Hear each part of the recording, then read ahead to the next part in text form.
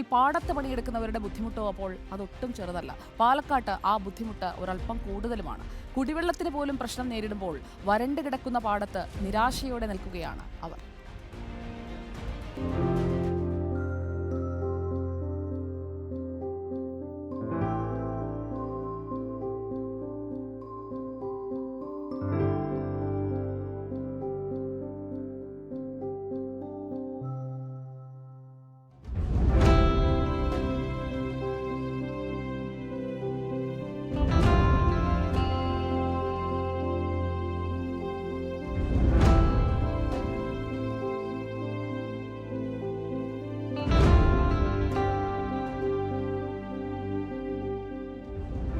ഇത് നെന്മാറ ഏരിയയാണ്.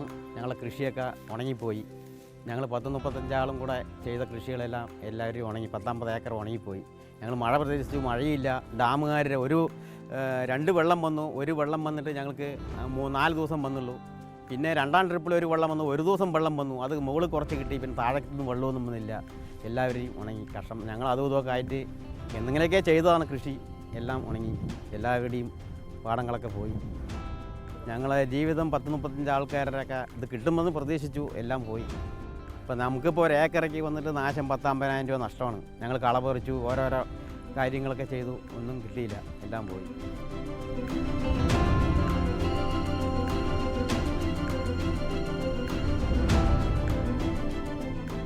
ഞങ്ങൾ അധ്വാനിച്ച് ഇതായിട്ട് വരുന്നതാണ്. രാവും പകലും ഇതായിട്ട് വരുന്നതാണ്. പിന്നെ വെള്ളത്തിൻ്റെ പ്രശ്നം കാര്യമായിട്ടുണ്ട്. അത് കാരണം വല്ലാതെ കംപ്ലീറ്റ് ഉണങ്ങി ഇതായിട്ട് പോയിരിക്കുകയാണ്. ഞങ്ങളുടെ ഒരു 2 ഏക്കർ നശിച്ചിട്ടുണ്ട്.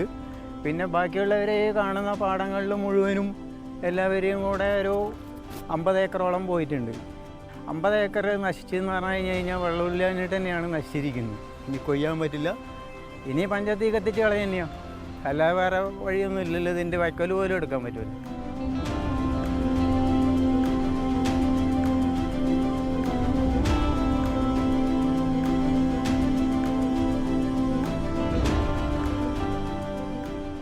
ഞങ്ങളിത് മഹാലക്ഷ്മി പോലെ ഉണ്ടാക്കിയ സാധനം ഇതാണ്, നെല്ലാണ്. അതിപ്പോൾ നമ്മൾക്ക് ഇനി കത്തിക്കാണ്ട് വേറെ വഴിയില്ല.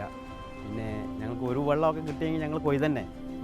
ഒരാഴ്ച കഴിഞ്ഞ് ഒരു വെള്ളം വന്നെങ്കിൽ ഞങ്ങൾക്ക് എല്ലാവരും കൊയ്തു. എല്ലാവർക്കും പഞ്ച കിട്ടി. ഇനിയിപ്പോൾ ഇത് എന്ത് ചെയ്യണ്?